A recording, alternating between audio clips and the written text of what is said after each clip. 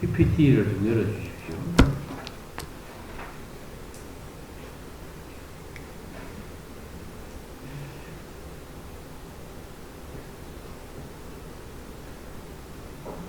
읽으실 때 다시 정확히 안 읽힌 것 같아서 제가 다시 한번 읽겠습니다. 내가 알기에는 나의 대속자가 살아계시니 마침내 그 땅 위에 가고 그가 땅 위에 서실 것이라. 내 가죽이 벗김을 당한 뒤에도 내가 육체 밖에서 하나님을 보리라. 내가 그를 보리니 내 눈으로 그를 보기를 낯선 사람처럼 하지 않을 것이라. 내 마음이 조소하구나. 사도신경에 이제 우리가 사도신경 공부를 하면 몸이 다시 사는 것과 영원히 사는 것을 믿사옵나이다 하는 그런 말이 있어요. 우리 예수님의 생애라고 하는 공부를 지금 1년 이상 했는데 9월달 되면 마지막 공부를 하고 수료식을 합니다. 근데 1권에서 6권의 결론이 부활로 구의 삶입니다. 부활로 구의 삶. 그래서 부활로 구의 삶 열심히 공부하신 분들은 정말 부활로 삶을 강직을 누리고 싶고, 중간에 좀 열심히 안 하신 분들은 이 도대체 무슨 말이지 이렇게 생각하실 것 같아요.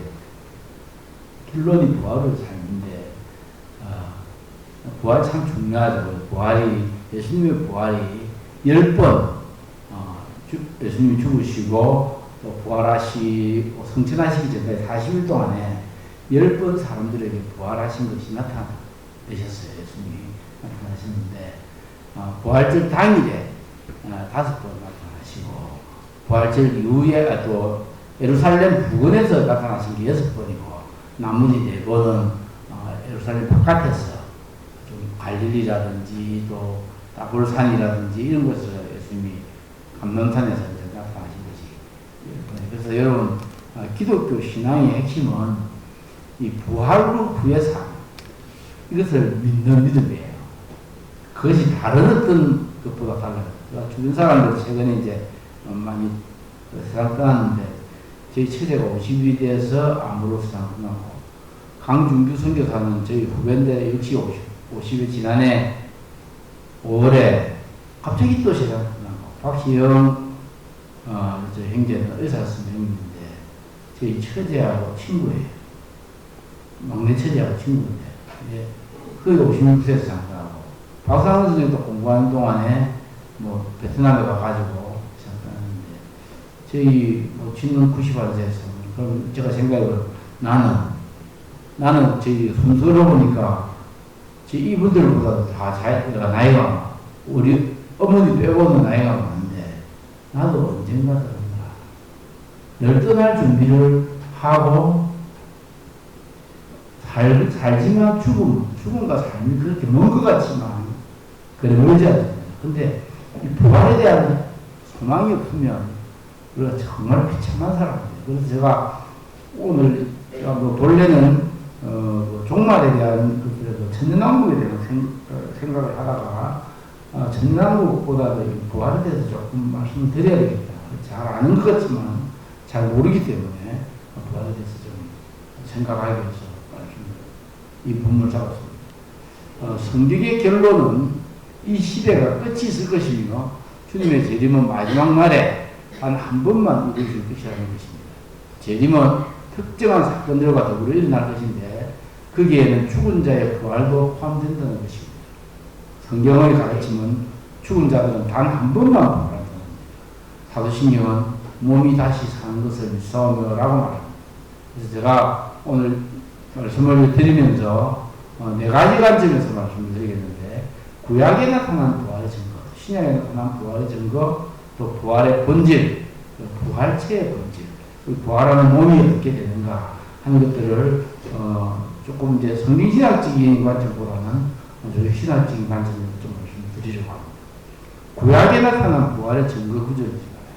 신약에 비해서 구약에서 부활을 자주 언급하지 않는 이유는, 첫째는 제자들은 주님의 부활과 죽음과 부활에 대한 가르침을 잘 이해하지 못했습니다. 마찬가지로 구약시대의 신자들도 그렇습니다. 예수님 살아계실 때 내가 고난받고 죽임당하고 부활한다고 했지만 그들은 그 말을 허탄하게 들었거나 농담으로 들었거나 또 그 당시에 유대의 가르침 중에서 부활에 대한 가르침이 잘 없었던 것 같아요. 그래서 그들 별로 이해하지 못했습니다. 구약의 부활에 대한 가장 확실한 구절은 우리가 조금 전에 읽었던 욥기서 19장 25절과 27절, 시편 16장 9절 10절, 17장 15절, 다니엘서 11장 1절과 3절과 같은 구절입니다. 한번 구절을 한번 보시겠죠. 여러분 찾으시지 않아도 돼요. 근데 구절을 메모를 해놔도 되고요. 또 이거 제가 PPT를 둘 테니까 교회에 밴드에 올리든지 아니면 여러분들이 다 나눠주셔도 됩니다. 내가 알기에는 나의 대속자가 살아계시니 마침내 그가 땅 위에 서실 것이라. 내 가죽이 벗김을 당한 뒤에도 내가 육체 밖에서 하나님을 보리라. 이게 욥이 아주 그 심한 고난당 중에서 너무 괴로워가지고 내 가죽이 벗김을 당한 뒤에도 내가 육체 밖에서 하나님을 보리라. 욥이 고난을 당해서 병들었을 때에 너무 살이 많이 빠진 것 같아요. 그래서 내 살이 뼈에 닿았구나. 성경에 그렇게까지도 이야기합니다. 내가 그를 보니 내 눈으로 그를 보기를 낯선 사람들을 하지 않을 것이라. 내 마음이 조개하구나. 그런 다음에 시편에 보니까 시편에 이제 다윗이 시를 쓰면서 이러므로 나의 마음이 기쁘고 나의 영도 즐거워하며 내 육체로 안전히 살리니 이는 주께서 내 영혼을 수월에 버리지 않으시며 주의 거룩한 자를 멸망시키지 않으실 것입니다. 수월이 뭐냐? 수월이 이제 죽은 자가 육체가 가는 곳, 일반적으로 가는 곳을 구약에는 수월이라고 했습니다. 그 수월을 또 다른 말로는 이제 헬라어로는 게헨나라고 하고, 그래서 그 이제 죽은 자가 가는 그런 것들을 예루살렘 한 골짜기가 있는데 그 골짜기가 이제 흰놈의 골짜기다. 이제 우리가 유머로 이야기할 때 백인들이 가는 골짜기가 어디냐? 흰놈의 골짜기다. 그렇게 우스갯소리로 이야기하는데, 이제 어쨌든 주께서 내 영혼을 소홀히 버리지 않으시며 주의 거룩한 자를 멸망치 않으실 것입니다. 나는 어려움 중에 주의 얼굴을 배우리니 깰 때에 주의 행상으로 만족하리이다. 그 다음에 다니엘서를 보는데요. 그때 내 민족을 호위하는 큰 군주 미가엘이 일어날 것이요 또 환란이 있으니 그는 개국 이후로 그때까지 없던 환란일 것이며 그때에 너의 백성 중에 책에 기록된 모든 자가 구원을 받을 것이다. 이 책에 기록된 것이 우리가 생명책이라고 합니다. 생명책에 기록된 자가 구원을 받는다. 그래서 이 세상에 사는 동안에 우리가 해야 될 제일 중요한 것은 나의 이름이 생명책에 기록되는가. 그래서 생명책에 기록되어서 자는 또 구원받고 영생에 들어갑니다. 그리고 또 행위가 기록된 책이 있는데 행위가 기록된 것 따라서 또 행위에 따라서 우리가 또 심판을 받습니다. 그것은 이 종말에 대해서 말할 때 상당히 어려운 부분이지만 여러분 대충 그렇게만 알고 계시면 될 것 같아요. 다니엘서 12장 2절에는 땅의 티끌 가운데서 자는 자 중에서 많은 사람이 깨어나서 이게 우리가 모두 다 죽으면 흙으로 돌아왔습니다. 흙이니까 아담이 흙에서 만들어졌다. 아담입니다. 근데 흙이나 그 진토를 히브리어로 뭐라고 말하느냐면 아다마라고. 아담은 아다마에서 만들어졌습니다. 어거지 같단 말이에요. 우리 흙으로 만들어졌다. 흙을 이렇게 빚어서 후불었다. 그런 뜻이 아니고 흙의 그 재료나 원료를 사용해서 그 안에 있는 원소들을 이용하여 하나님 사람을 만들었는데 그렇게 사람을 만들어서 그 사람 만든 사람을 또 생기를 불어넣어서 사람이 생명이 되었다.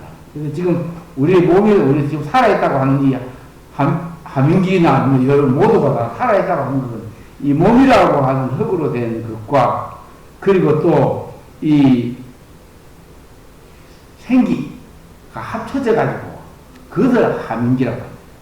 근데 참 재밌는 것은 그럼 우리가 지금 부활하고 나서 그럼 몸이 또 부활하는가 하는 얘기에 대해서 가르침들이 잘 없기 때문에 제가 이 말씀을 생각했습니다. 좀 한번 좀 봅시다. 지혜 있는 자는 공창의 빛과 같이 빛날 것이요 많은 사람을 옳은 대로 돌아오게 한다는 별과 같이 영원토록 빛나리라. 다니엘이요, 다니엘서를 하나님의 계시를 받아가지고 이스라엘이 모두 유다 백성들이 포로로 잡혀갔어요. 자기도 포로로 잡혀가서 주전 605년에 포로로 잡혀가서 자기가 자랑하던 그 예루살렘 성전이 다 해파되고 자기는 바벨론 궁으로 왔습니다. 바벨론이 여러분 어딘지 아시냐면 아브라함의 고향입니다. 그래서 바벨론 포로를 많은 분들이 말하기를 갈대아 우르에서 나와가지고 하란을 거쳐서 가나안 땅에 온 이스라엘 백성들이 이제 1500년 정도 지난 다음에 다시 갈대아 우르로 돌아가는 사건, 그것이 바벨론 포로입니다. 그러니까 원래 하나님이 자기 그 백성을 만든 목적대로 살아가지 못할 때 하나님은 포로를 통해서 멸망하는데, 근데 그 바벨론에 가니까 바벨론의 공중 화원이 돼가지고 아주 화려한 우상의 정강이 있었습니다. 바벨론은 그때 마루둑이라고 하는 신을 섬겼는데, 그 당시에 전쟁은 신과 신들의 전쟁입니다. 그러니까 자기들이 보기에는 마르둑이라고 하는 신과 여호와 하나님 신이 전쟁을 벌였는데 여호와 하나님의 신이 패배한 것 같은 느낌이 이야기했죠. 그런 시절에 다니엘은 바벨론의 포로로 잡혀가가지고 거기에서 환관이 됐습니다. 그럼 다니엘이 환관이라는 말로 듭니다만 그 여러 가지 문맥과 역사적인 정황을 볼 때 그가 환관이었던 정황이 있습니다. 예를 들면 그가 사자굴에 이제 던짐을 받는데 사자굴에 던짐을 받았을 때에 가족들이 같이 하고 다니엘을 내려갔어요. 그런데 다니엘의 대적들은 내려갈 때 가족들이 다 같이 사자의 먹이를 받는다. 그래서 아마도 포로로 잡혀가서 저 어린 나이에 17살 정도 되어서 포로로 잡혀가서 환관으로 지내면서, 그러나 그 가운데서도 하나님이 여호와 하나님이 전쟁에 진 것이 아니고 이스라엘 백성의 죄와 범죄 때문에 자기들이 이렇게 숨을 당하고 있다는 걸 알고 하나님께 기도합니다. 금식하며 기도하고 그렇게 할 때 하나님이 말세의 일을 보이시는데, 그 말세의 일들이 1장에서부터 12장까지 다 나오지만 특별히 10장에서 12장까지 그 말세의 종말에 대한 이야기를 하면서 예수님의 초림과 예수님의 재림까지 다 보입니다. 그런데 그때에 다니엘에게 주신 위로의 말씀이 지혜 있는 자는 공창의 빛과 같이 빛날 것이요 많은 사람을 옳은 대로 돌아오게 한 자는 별과 같이 영원토록 빛나리라 하면서 다니엘에게 위로를 주신 거예요. 근데 신약에 나타나는 부활의 증거들은 복음서에 마태복음, 누가복음, 요한복음, 제가 세 군데만 이렇게 살펴보겠는데, 마태복음 22장 20절에서 31절을 보면 하나님은 죽은 자의 하나님이 아니요 산 자의 하나님이라 하시면서 아브라함과 이삭과 야곱이 부활한 형태로 계속 살아갈 것이라고 쓰는데, 한번 보시죠. 이 구절을 보시면 부활이 없다는 사두개인들이 그날에 예수님께 와서 물어가로되 선생님이요 모세가 일렀을 때 사람이 만약 자식이 없어 죽으면 그 동생이 그 안에 장가들어 형을 위하여 상속자를 세울지니라 하였나이다. 그래서 여태 대답하시 이르시되 너희가 성경도 하나님의 능력도 알지 못하는 거로 오해하였다. 부활 때는 장가도 아니라고 시집도 아니라고 하늘에 있는 천사들과 같으시다. 그럼 무슨 말이냐면 그 당시에 형수치사법이라는 게 있어요. 형사치수법이다. 죄송합니다. 형사치수법이라는 게 있었어요. 무슨 말이냐면 형이 이제 있는데 형이 후사가 없으면 그 후사를 대신해서 동생이 그 형수를 취해가지고 형의 이름으로 그 가게가 계속 저축되도록 하는 그런 법이 있었어요. 이런 법을 제대로 잘 지키지 않았던 사람이 누구냐면은 유다의 자손들이었습니다. 유다 이스라엘의 12명의 그 야곱의 12명의 아들들 중에서 넷째 유다가 이제 아들 셋이 있었는데 큰 아들이 악해서 하나님 죽여버렸어요. 그 그 형수가, 둘째 도련님하고 결혼했는데, 둘째가 후사를 낳으면, 아이를 낳으면, 자기 이름으로 안 될 것 같아가지고, 조금 전문적인 말로 이거는 미성년자 관람불가인데, 진료의 사정을 했어요.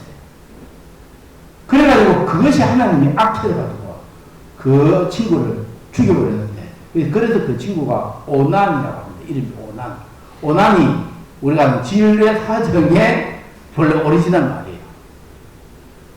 그래서 그렇게 해가지고 그 환경이 악해가지고, 그런데 또 막내가 있는데 막내도 또 죽을까봐 유다가 그 막내를 안 주고 있으니까 그것이 세월이 흘러서 유다도 자기 와이프를 죽고 유다도 혼자 됐는데 이 유다의 며느리가 다만 유다를 자기가 꾸며가지고 며느리가 시아버지하고 어쩌지 해가지고 자녀가 낳았는데 그것이 유다 지파입니다.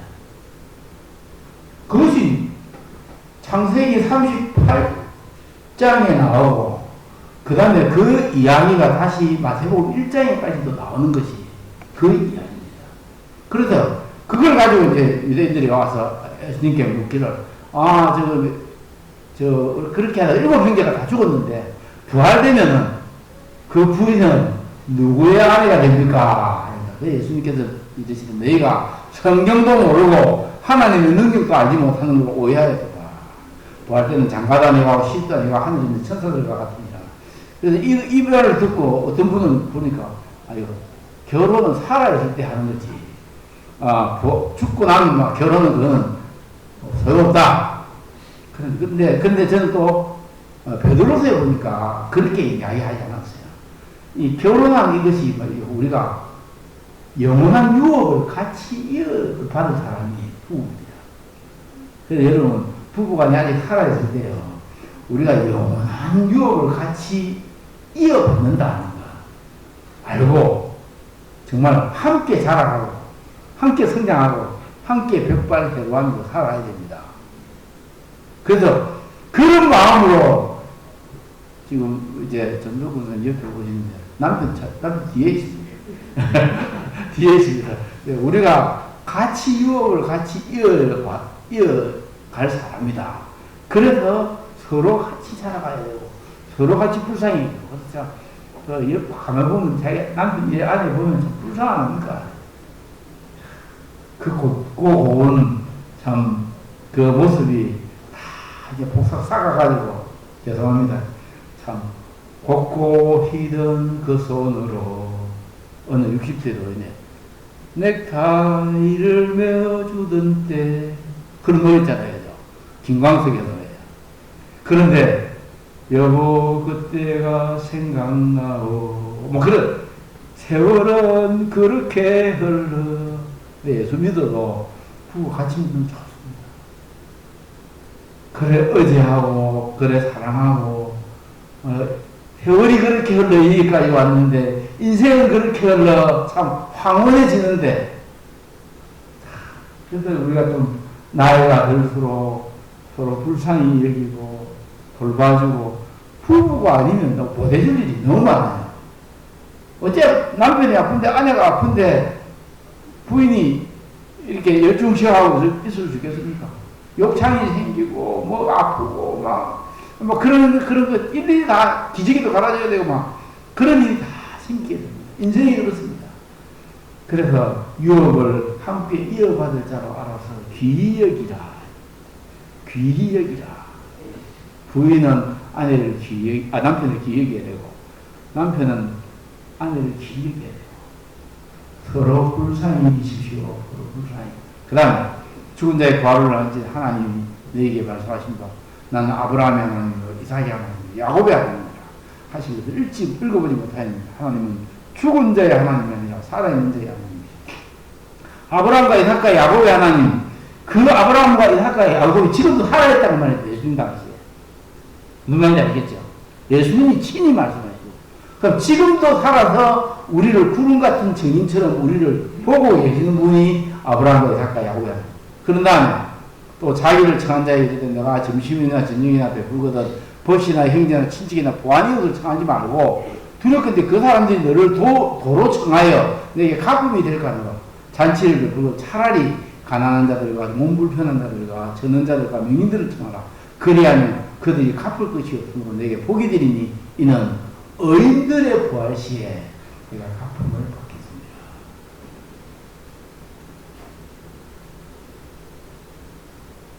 여러분, 형편이 되면 정말 도울 길이 없는 사람, 돕는 여러분 되기를 바랍니다.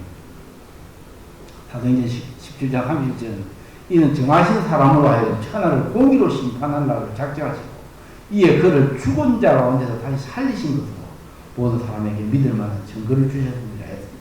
그리고 사도행전 24장 15절에는 그들이 기다리는 바 하나님께 향한 소망을 나타가졌으니 곧 의인과 악인의 부활이 있으리라 합니다. 이래 뭘 말하니까 좀 복잡한데 제가 간단하게 말씀드리겠습니다. 사람의 죽음이 세 가지 종류가 있어요. 세 가지 종류가. 성경이 말하는 죽음. 첫째는 영혼이 죽는 죽음. 영혼이 죽는. 그러니까 하나님과 관계없이 사는 삶. 죽음의 삶입니다. 이미 죽어 있다는 겁니다. 살아있으나 죽은 자입니다. 우리 중국의 영화에 보면 광시 아시죠? 그 강씨 같아. 그러니까 아무리 중국에는 이제 신랑 결혼할 때 신랑 대상이 까오푸사이라 그러는데 까오푸사이 키 크고 돈 많고 아주 또 잘생기고 그게 최고 신랑 감입니다. 두 번째 여자들한테는 바이푸메이라는데 그는 바이라고 하는 거는 피부가 하얗고 그리고 돈 많고 예쁘고 이거 그러면 얼마나 좋겠습니까? 근데 요즘은 좀 바뀌어가지고 영어로는 슈가데디라 그러는데, 까오푸라오. 키도 크고 돈은 많지만 병들어가지고 금방 죽을 사람. 그런 사람을 상당히 좋아한답니다. 이 인생이 바뀌어가고, 그래가지고 뭐 40살, 50살 차이 나도 관계없고, 어쨌든, 그게 이 세상의 풍조예요. 근데, 의인과 악인과 부활이 있다. 악인의 부활이 있다. 그것이 이제 영혼이 죽은. 그래서 사실은 쾌락을 좋아하는 자는 살아있지만 죽은 자라 했습니다. 옛날 성경에는 일락을 좋아하는 자는 살아있나 죽은 자다. 그래서 젊은 가구는 뭐 가버리면 명부에 올리지 마라. 근데 지금 그저께 제가 이제 서울에 있습니다. 서울에 있다가 어제 저녁에 왔는데, 아들놈하고 이제 둘이서 아들하고 같이 이제 뭐 일하는 그 친구하고 그래서 이제 청량리에서 서울역으로 이제 걸어오는데, 무슨 요즘 콜라텍인가 하는 게, 그 애들이 묻더라고요. 콜라텍이 뭡니까? 나도 모르죠. 콜라텍이 뭐에 속하는데. 근데 그놈들이 이제, 한 놈은 이제 그 DJ를 했어요. DJ. 그래서 이제 나한테 설명을 해주면서 콜라텍은 요즘 19금 아니고 59금, 뭐 69금에 속합니다. 영감 할매들이, 나이 드신 분들이 거기 가서 뭐 댄스 하고 막 거기 완전 69금짜리 그런, 찍는 데입니다. 그래서 참, 나이가 들어도 아직도 살아있다고.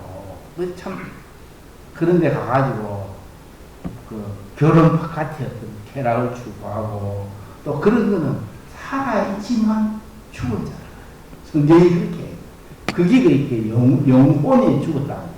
두 번째 죽음은 어떠냐면, 우리의 영혼과, 그리고 육체가 분리되는 죽음입니다. 우리가 그것을 보통 죽음이라고 해요. 그런데, 정말 진정한 죽음은 뭐냐면, 영원한 죽음. 육체와 영혼이 모두 다 지옥에 간다. 그래서 그래서 너희들이 참으로 두려워할 자를 두려워하라. 육체와 영혼은 다 지옥에 떨어뜨리는 그분을 진정 두려워해라. 그렇게 이야기해요. 그래서 시편에 보니까 나의 마음이 기쁘고 나의 영혼도 즐거워하는 내 육체도 안전히 살리니 주께서 내 영혼을 서울에 버리지 않으시며 주의 거룩한 자를 멸망시키지 않으실 것입니다. 그렇게 이야기해요. 신약에 나오는 부활 증거 서신서가 있어요. 제가 조금 전에 복음서를 이야기했고, 서신서에는 특별히 고린도전서 15장 부활에 대한 역사적 사실을 상기합니다. 예수 그리스도에서 다시 사시 않았다면 이라고 하는 그리스도 부활의 당위성을 12절, 19절까지 이야기하고 15장 20절, 34절은 부활에 대한 효능을 적극적으로 논증하는데 이 표현의 장엄함과 논증과 제시된 사례 설득력을 볼 때 이보다 훌륭한 부활에 대한 논증을 찾아볼 수 없을 만큼 종구지 고린도서 15장입니다. 그래서 여러분 고린도서 15장을 기회가 나면 집에 가서 한번 잘 읽어보시길 바래요. 근데 서신서에 또 빌립보에서 데살로니가전서에 또 나오면 잠깐 한번 보겠습니다. 빌립보서에 보니까 이래 놨어요. 오직 우리의 신건 하늘에 있는지라 거기로서 구원하는 자 주 예수 그리스도를 기다리나니 그가 만물을 자기에게 복종하실 수 있는 자의 역사로 우리의 낮은 몸을 자기 영광의 몸의 형체와 같이 변케 하리라. 우리의 낮은 몸, 천한 몸이 영광스러운 형체로 변한다. 자, 그런 다음에 데살로니가전서는 이렇게 이야기합니다. 형제들아, 자는 자들에 관하여 네가 알지 못함을 우리가 원하지 않으니 이는 소망은 다른 이와 같이 슬퍼하지 않게 하야 됩니다. 우리가 예수께서 죽으셨다가 다시 살아가시면 믿을진데 이와 같이 예수 안에 자는 자들도 하나님이 그와 함께 데리고 계십니다. 주의 말씀으로 내가 말하노니 주께서 강림하실 때 우리 살아 남아있는 자도 결코 앞서지 못하리라. 그래서 이제 주께서 호령과 천사장의 소리와 하나님의 나팔 소리로 우리가 하나님의 나팔 소리 천지 진노할 때 예수께서 영광에 금타시고 그런 말 하잖아요. 이 나팔이 뭐냐면 여러분 사실은 성경을 좀 더 열심히 공부해보면 계시록에 보면 7 나팔 그리고 7 대접이 있습니다. 근데 여기 뭐라고 하냐면 마지막 나팔이라고 말했어요. 마지막 나팔 7 나팔입니다. 그때에 공중에서 우리가 주께로 부활해서 올라갑니다. 자, 육체의 부활의 본질 조금 말씀드리고 마무리하겠습니다. 부활은 육체가 문자적으로 살아난 것입니다. 몸의 부활이 중요한 것은 몸의 부활이 없이는 구원이 완성이 아닙니다. 다른 종교와는 달리 기독교는 몸을 구속을 가르칩니다. 몸의 구속은 구원의 이름입니다. 완전한 구원은 주님 자신의 부활처럼 우리도 부활을 깨지지. 요것을 1, 2, 3, 4를 잠깐 좀 생각해 보겠습니다. 첫째, 부활은 육체가 문자적으로 살아나는 건데 부활의原理는 육체가 문자적으로 살아난다고 단언하는 것입니다. 인간은 영뿐 아니라 육체 역시 지속된다는 것입니다. 자, 예수님이 부활하신다는 거예요. 내 손과 발을 만지고 나의 줄 알라. 또 나를 만져보라. 영은 살과 뼈가 없는데 너희 보는 것과 같이 나는 있느니라. 이 말씀을 하시고 손과 발을 보이셨다.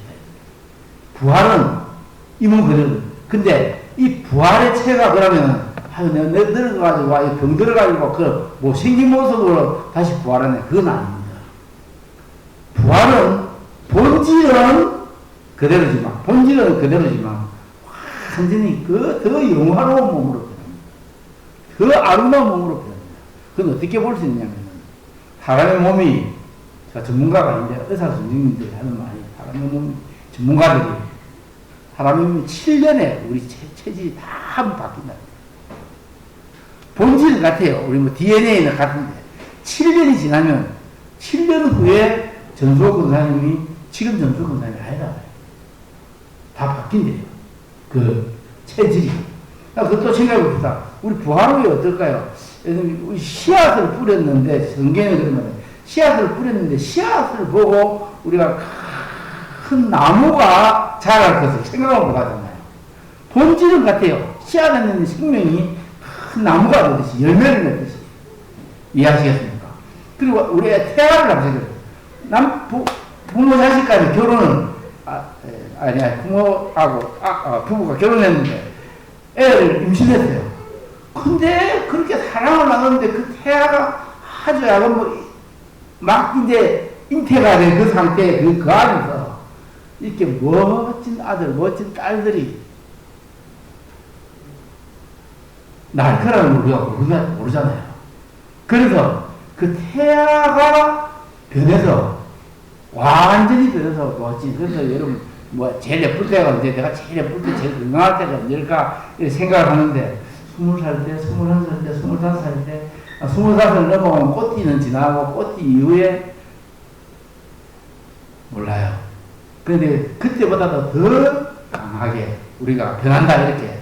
그러므로 너무 기쁨을 아직 믿지 못하고 놀랍게 이럴 때 예수님께서 이렇게 먹을 것이 있느냐 하시니 구운 생선을 드리니까 그것을 잡수시더라. 그러니까 부활하신 예수님께서 먹을 수도 있고 그런데도 또 예수님께서 문이 닫혔는데 갑자기 또 들어오시고 문이 닫혔는데 또 통과하시고 여기 계시다가 갑자기 갈릴리에 가시고 갈릴리에 계시다가 또 다른 데 가 이렇게 하시는 거예요.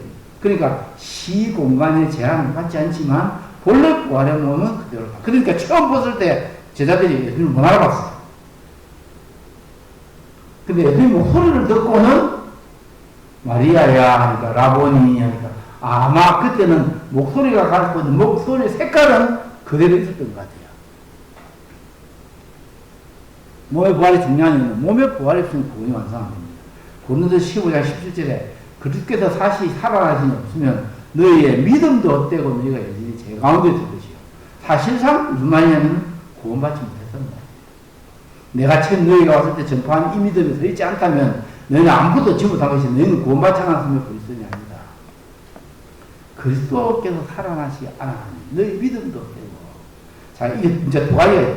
이 부활에 대한 신앙이 없으면 인생에 대해서 두 가지의 태도를 가지게 됩니다. 하나는 비관론입니다. 비관론. 그 비관론은 다른 말로 허무주의예요. 허무주의. 내가 죽고 나면 그걸 끝인데, 아무것도 없는데, 그래서 이제, 아무것도 없고, 공중에 유령이 돼서 돌아다니는 그런 거 없고, 다 끝이라고 하면은, 살아있을 때 막 건강할 때 마음껏, 누리고, 못했는 다 하고, 콜라텍에 있는 그 영감을 맺었죠. 그렇게 해도, 소망이 없으니까 그렇게 할 수밖에 없잖아요. 그 비참함이지. 그래서 허무주의, 술 마시고 싶으면 많이 마시고, 또 정말 딸내미 같은 자기 손자 같은 그런 것을, 그런 친구들하고 못된 짓 하고 다니고, 그것이 나인 줄로 생각한다고. 그 허무주의. 그 다음 그 허무주의는 또 하면, 아이고, 이 목숨이가 별거 아니다. 그래, 자기 마음대로 안 되면 자살하고. 우리 연예인들이나 잘생긴 사람, 이런 사람들이 자기 마음대로 안 되면 자살만 해야 돼. 강남에 있는 아이들 성적이 좀 떨어졌다가 자살하고 참, 우리 아이들이 강남에서 태어나지 않는 걸 처음에 다행인 것입니다. 도리어 그런 게 없기 때문에 참 절대로 안 죽어요. 자살도 안 하고. 버티고, 예. 그래, 여러분들이, 아이들한테 참, 이 부활의 소망이 주는 거 정말 중요합니다. 자, 근데 여러분 정말 그렇다면 제가 묻고 싶은 거는, 여러분은 이 참으로 거듭나셨습니까? 자, 이 거듭났다는 말을 제가 이제 마무리를 주려고 거듭났다는 말을 신경을 첫째 부활에 참여한 것이다. 거듭났다, 중생했다, 예수 믿게 됐다, 영접했다 하는 것을 제가 이거 지금 완전히 개혁주의 신학으로 이야기하는 겁니다. 그것을 첫째 부활에 참여합니다. 그래서 첫째 부활에 참여한 데는 복이 있다. 그럼 둘째 부활은 뭐냐? 둘째 부활은 죽은 자나 산 자나 이 세상을 떠난 모든 사람들이 다 부활하는데, 하나는 영원한 벌로서의 영벌의 부활을 하고, 또 하나는 영원히 사는 영생의 부활을 합니다. 이것을 둘째 부활이에요. 첫째 부활에 참여한 자들이 영원한 생명의 부활로 부활합니다. 그러면 우리가 죽고 나면 우리 몸은 어찌해야 됩니까? 우리 영혼은 어찌해야 됩니까? 저것도 복잡하지만 제가 하나의 결론을 말씀드리면, 죽으면 우리 몸은 흙으로 돌아갑니다. 그러면 화장을 안 해야 되겠네요. 그래서 이제 초대교회에 화장 안 하는 사람들이 많고 반대하는 사람들이 많습니다. 그래가지고 요할 전인이라든지 이런 데도 화장 안 하고 매장해야 된다 이라고 총들기도 거부하고 그러잖아요. 근데 초대교회에 많은 성도들이 화형당했습니다. 십자가에 화형당했죠. 그럼 그 사람들은 화형당했으니까 화장한 거나 마찬가지다. 자, 그러면 그 영혼은 어디에 있지? 물에 있는 자들, 물에 빠진 자도 그 영혼을, 몸을 내놓고 그렇게 부활한 데 있어요.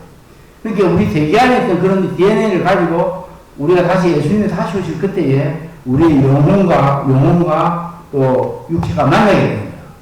완전히 만나서 그때가 우리가 완전한 몸의 부활을 경험합니다. 그럼 그 전까지는 어디느냐? 죽은 자들은 나오네 겁니다. 예수 믿는 사람은 나오네 겁니다. 또 예수 믿지 않는 사람들은 어떤 사람들은 말하기 음부로 간다 했습니다. 근데 더 중요한 것은 음부와 낙원과 천당이 천국이 같은 겁니다. 예수님이 강도에게 십자가 달리실 때 오늘 너가 나와 함께 낙원에 있으셨다. 나사로와 거지가 죽었을 때 나사로가 아브라함의 품에 왔습니다. 그래서 그것을 낙원이라고 했습니다. 자, 여기 그게 천국하고 낙원이 같다는 그런 증거가 성경에 많이 있습니다. 많이 있습니다. 그래서 우리가 분명히 아는 것은 우리의 영혼은 죽으면 죽음과 동시에 아브라함의 품, 낙원, 그리고 천당에 갑니다. 그러나 아직 완전히 우리 몸과 몸의 부활을 경험하지 못했기 때문에 계시록에 보면은 그 죽은 자의 영혼들이 보다 아래에서 향을 피우면서 주여 우리를 신원하지 않으시기를 언제까지 하시겠습니까? 우리를 신원해 주십시오. 그렇게 해요. 근데 주님께서 뭐라 말하냐면 잠깐 있다 쉬어라. 우리 형제들 가운데 아직도 이 수가 차지 않았기 때문에 그들이 차가 찰 때까지는 너희들이 쉬어야 된다. 그래서 이제 우리가 그때까지를 기다리고, 그럼 그때 그 기간은 지금 왜 지금 하나님께서 당장 그 사람을 부활하지 않게 하느냐? 아직도 이 세상에 구원을 해야 될 영혼들이 많기 때문입니다. 구원을 해야 될 영혼이 많아서. 그래서 이 세상은 계시록이 말하는 것처럼 날이 갈수록 악해집니다. 7인, 7대접, 7나팔, 7대접. 그러나 그 가운데도 그럼 크리스찬들은 뭐 해야 되냐? 이 천국 복음이 모든 민족에게 증거가 되게 하여 땅끝까지 전파하여야 하리니 그제야 끝이 옵니다. 그래서 여러분이 이 천국 복음을 전하는 일에 온몸과 재산과 여러분의 생명과 자녀를 들어서 살기를 바랍니다. 말씀을 뵙겠습니다. 제가 지난 주에 이제 우리 큰아들 둘자들이 이제 출중하고 있는 예수가족교회를 가서 거기 목사님을 만나서 좀 이야기를 나눴어요.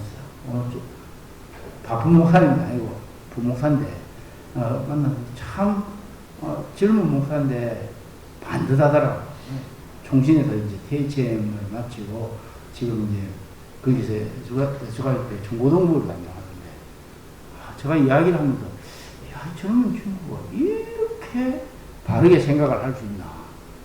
이래 제가 보니까 결국은 그 담임 목사가 이 부목사를 훈련을 엄청 시키는 거예요. 또 그 책 읽고 이렇게 하고 못 읽고서 설교하고 나면 완전 막 그냥 목사님 앞에서 꾸지람 듣고 이 목사 참 자기 부인도 이제 총신 나왔는데 다른 교회에서 그 서울에는 그렇더라고. 한 교회에서 목회할 형편이 아니고 다른 교회에서 이제 목회를 하는데 진행하다 만나고. 근데 풀타임이라 해도 또 집을 또 안 줘요. 그래서 제가 화곡동이라고 하는 좀 서울의 변두리인데 거기에 집을 얻어놓고 부부가 이제 살면서 하는데, 근데 내가 참 이야기를 들으면서 이 친구하고 점심을 먹으면서 참 이 교회에서 사람들을 잘 키우는구나. 제가 그런 걸 알고, 그래서 이제 내가 이제 거기 부흥과 교육사에 거기서 책을 몇권 사가지고 또 아들 집에 있는 동안에 몇 권 책을 들고 그 책을 독파를 했잖아요. 공부를 하고. 근데 참 이 중요한 건 이 우리가 아직 살아있고 건강할 때 저 복음 연습을 해야 됩니다. 그래서 내가 그 목사에게 이제 물었죠. 제 아들하고 나이 같으니까 물으니까 뭐 하고 싶어. 정말 아직 부족해서 제가 공부를 좀 더 하고 싶습니다. DHM을 마치는데 DHM 마치고 제가 외국에 가서 공부를 박사학위를 하고 싶습니다. 그래서 내가 그랬죠. 이 교회에서 당신이 잘 배우는 것이 정말 중요하다. 좋은 목사 밑에서 좋은 목사가 나요. 좋은 선교사님도 좋은 선교사 안 하고. 그래서 저는, 여러분, 이 교회가, 여러분, TE 공부하는 것도 시작해가지고, 지금 완전히 자꾸 떨어지고 있는데, 그래야 안 되고요. 이런 성경책처럼 무거운 책들을 한 달에 한 권씩 자기가 읽어야 돼. 읽고는 레포트를 써내야 돼. 그리고 그런 사람들이 교회 순장이 됩니다. 순장들이 제가 보니까 신학자들보다 더 나아요. 그래서 여러분 교회는 제자라고 하는 말 내가 자주 말해요. 제자는 배우는 거야. 배우는 거야. 평생 배우는 거야. 평생 배우지 않으면 여러분 그 자식에 머물러 있습니다. 알라 가네게가 발전하면 우리가 하나님의 말씀이 기록된 이 좋은 말씀을 잘 배워야 돼요. 그래서 알라 하나님께가 배우는 교회, 그리고 또 가르치는 교회, 그리고 재생산하는 교회가 되기를 주의 이름으로 축원합니다. 기도하겠습니다. 하나님 아버지, 짧은 시간에 몸의 부활에 대해서 얘기하겠습니다. 사실은 예수님이 우리에게 찾아오셔서 우리 안에 성령님이 가시면 우리 안에 가시는 그 성령으로 말미암아 너희 죽을 몸도 살리시리라고 했는데 우리가 이미 이 천국을 이 땅에서 맛보고 있는 사람들입니다. 주님, 우리 안에 내주하시는 성령님이 우리를 성전 삼으시고 또 우리를 하나님 자녀 삼으신 이 영광스러움을 우리가 잊지 않고 살아가는 저희들 되게 하여 주옵소서. 알라 하나님께가 벌써 8년이 됐습니다. 이 8년 동안에 정말 우리가 하나님의 말씀을 원도 안도 없이 배웠으면 참 좋겠는데 그렇게 되지 못한 건 너무 안타깝게 생각합니다. 바라기는 우리 손 목사님과 우리 김 목사님과 또 여기 있는 장모님들하고 이렇게 힘을 주셔서 우리가 아는 이 귀한 하나님의 말씀의 도리를 세계적으로 또 원도 안도 없이 배우고 가르치고 또 다른 사람들에게 전하는 그런 교회가 되도록 도와주옵소서. 예수님 이름으로 기도합니다. 아멘.